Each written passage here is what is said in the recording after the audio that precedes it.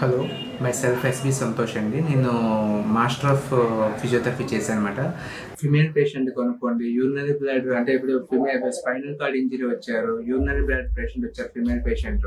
ఆ ఫిమేల్ పేషెంట్కి urinary bladder stimulations అనేవి మా దగ్గర ఉన్నాయండి. శివకామేశ్వరి ఫిజియోథెరపీ ఆర్థో న్యూరో రీహాబిలిటేషన్లోని యూరినరీ బ్లాడర్ స్టిమ్యులేటర్స్ అనేవి తోని మనం ట్రీట్ చేస్తాం. ఇలాగా చాలా మంది పేషెంట్స్ కి యూరినరీ బ్లాడర్ స్టిమ్యులేట్ చేయడం వల్ల వాళ్ళకి రికవరీ వచ్చిందండి. వాళ్ళకి యూరిన్ క్యాపబిలిటీ వచ్చిందండి. అంటే యూరిన్ ఎలాగ పోసుకోవాలి, urine capability urinary bladder control వచ్చి అది నార్మల్ అయ్యారండి బేసికల్ గా.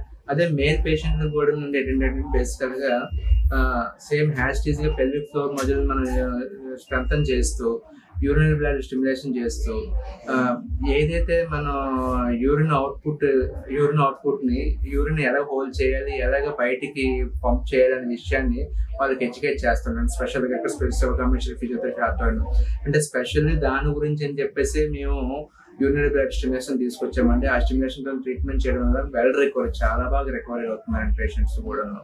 తర్వాత ఇప్పుడు కామన్ గా ఇప్పుడు ఈ పారాలసిస్ పేషెంట్లు గట్రా ఏమవుతుందంటే అండి, ప్యారలైజ్ అయిన పేషెంట్స్ గట్రా అంటే యూరినరీ బ్యాగ్ ఉంటుందండి. బ్యాగ్ ఉంటున్నప్పుడు ఫిజియోథెరపీ చేస్తున్నప్పుడు కానీ మూవ్మెంట్ చేస్తున్నప్పుడు కానీ మనం ఏమైనా పేషెంట్ ని ఇటు అటు కదుపుతున్నప్పుడు ఆ బ్యాగ్ ని మనం కరెక్ట్ గా అబ్జర్వ్ చేయలేకపోయినా యూరిన్ బ్యాగ్ ఏమైనా స్ట్రెచ్ అయింది అనుకోండి, ఆ స్ట్రెచ్ పొజిషన్ లో మనం ఏం చేయాలంటేనండి ఆ టైంలో టక్ మన యూరిన్ అనేది రప్చర్ అవుతుంది. యూరినరీ బ్లాడర్ దగ్గర ఎక్కడైతే ఉందో ఆ లోపట్ అనేది రప్చర్ అవుతుంది. రప్చర్ అయ్యి విపరీతంగా బ్లడ్ వచ్చేస్తుంటదండి. అలాంటి టైంలో మీరు కంపల్సరీగా బ్యాగ్ ని రిమూవ్ చేయడం గట్రా చేయకూడదండి. బ్యాగ్ అలా ఉంచుతూనే ట్రీట్మెంట్ చేయాలండి. దానికి ఎంత వీలుంత ఫ్లష్ ఇచ్చి అది క్లీన్ చేసుకొని దాన్ని ట్రీట్మెంట్ చేస్తూ వెళ్ళాలన్నమాట.